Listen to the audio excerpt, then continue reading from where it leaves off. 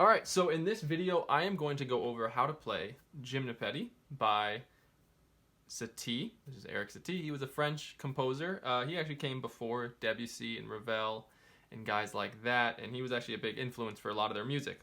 This is probably his most famous piece, and it's a great intermediate piece if you've been playing for a little bit and you're looking to expand outside of, you know, the Alfred's book or other books like that. This is a good piece because it gets some good left hand movement and it's a really pretty melody and it's fun to play. So what I'm going to do is I'm going to play it for you. We're just going to go over the first section in this video. So I'm going to play it for you and then we'll go over some different parts to look at. So here it is.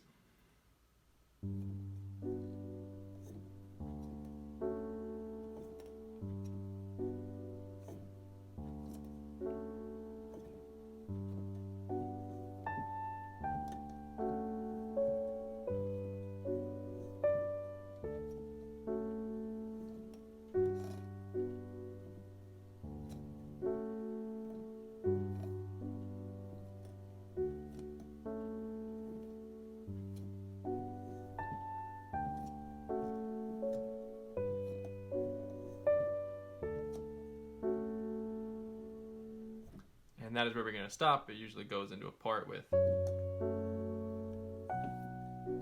We're not going to get into that in this video here. So one thing, let's talk about is, let's of course talk about, start with the time signature. It is in 3/4 time. So that is a waltz time, 3/4, 3 beats in a measure. And that's really an important thing to set when you start playing. So these chords that come in at the beginning, and these are the same chords you're going to use throughout. It just switches between these two. This is when you're using that introduction of those, chords just playing by themselves with no melody. This is what you're setting here, is that tempo of 1, 2, 3, 1, 2, 3, 1, 2, 3, 1, 2, 3. And that is going to be continuous throughout. So that is what you are setting there. So let's talk about these chords. Really what we're doing is we're breaking up 2 different chords. This piece is in the key of D major. So let's break down these 2 chords. So really all we're doing, like I said, is 2 chords. The first chord is we play a G in the bass and then B, D, F sharp in up here. So we're going G, B, D, F sharp. All this is a G major 7 chord broken up. And then the next chord, we hit a D in the bass and then we play A, C sharp, and F sharp, which is an inversion of a D major 7 chord. So all we're doing is breaking up a D major 7 chord inverted. So we're just doing the G major 7 to the D major 7. And that's it. And that's going to repeat throughout the whole first section there. So that is all there is with this. It is a little, if you haven't really done any jumps like this where you're going from down here, it's a lot for your left hand, but this is a great piece to work on that kind of stuff and really building control in this hand, that you're not, too stiff coming in and just letting your hand kind of comfortably leave the notes, knowing that you're going to land in the right place. One of the scariest things in piano is having to lift up your hand and hope you can find that place again. And this is one of the, this is a great piece to work on that, because it really just sticks between the same 2 chords. So giving your hand that freedom is going to give you a lighter touch, which is what this piece really needs. It needs a nice soft touch. So let's get into the melody. The melody is actually quite simple. It's a beautiful melody. Simple doesn't, take away from how great it is. But simple in its rhythms, right? We're not doing any 8th notes or anything like that. It's...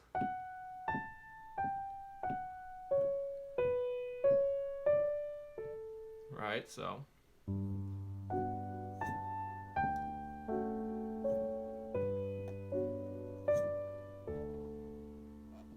Right, and then our left hand will play that. So, there's our melody. So it comes in on beat 2, right? 1, 2, 3, 1, 2, 3, 1, 2, 3, 1, 2, 3. So that is it for that first section. So that is you can spend a good amount of time just working on the left hand by itself. That is the first thing, because of this repetitive nature of it, once you get it down, the right hand becomes easier to play. It becomes easier to put together. But if you still feel like you're guessing every time you lift up there to get your hand here and guessing there, you're going to struggle to play this piece. So that is really what you need to do, is just get this nice and comfortable, easy to play, to where every time you can just go between it and then add in your melody.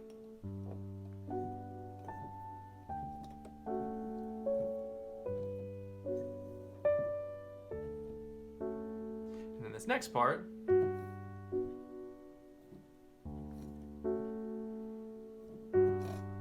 we're just switching between the chords, and our right hand is taking the F sharp. So usually, right, our left hand was playing the F sharp in both chords.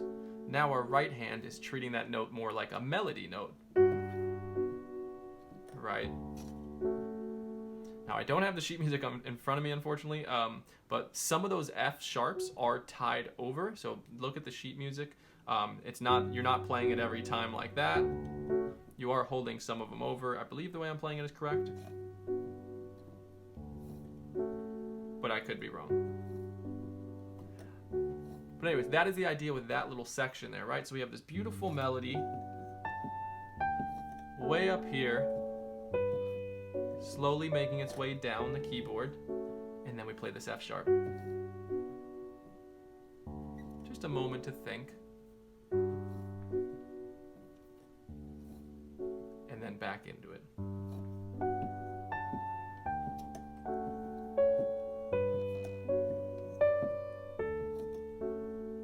And that's it. So there's really three parts to work on. One is the left hand by itself.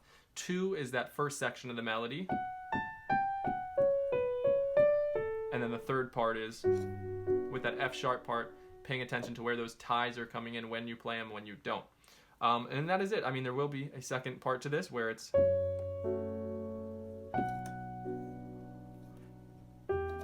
Now this part is much more challenging because he switches the chords a lot more. There's a lot different chords, a lot of different inversions going on, so not as easy.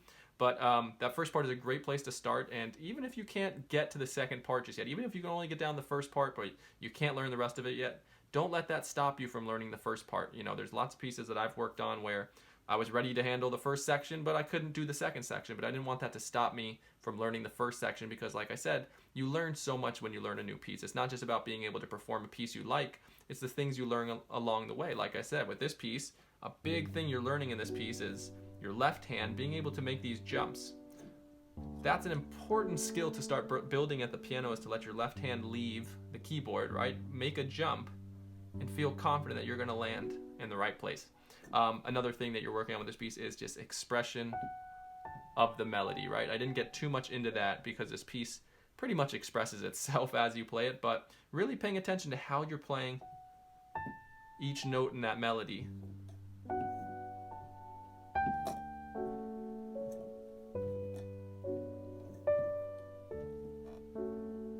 And then generally, with the pedal on this piece needs the pedal. Anytime you have a jump like that, if you don't have the pedal,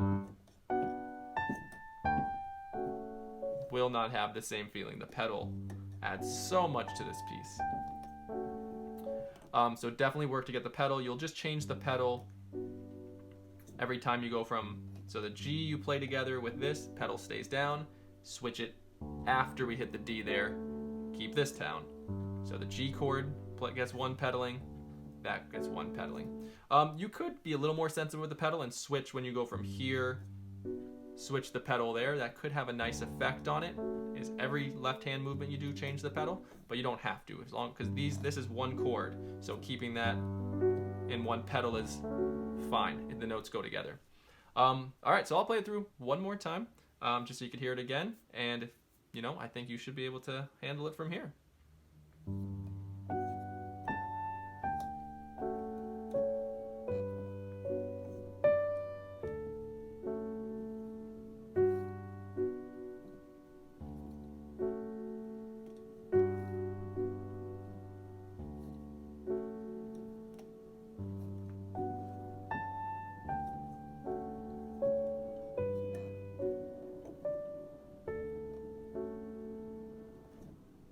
All right, I know I left out the beginning part, but I'm assuming you got that by now. All right, well, thank you so much for watching. I hope you enjoyed. If you have any questions for me, comment below or just email me, which is just digitalpianoschool@gmail.com.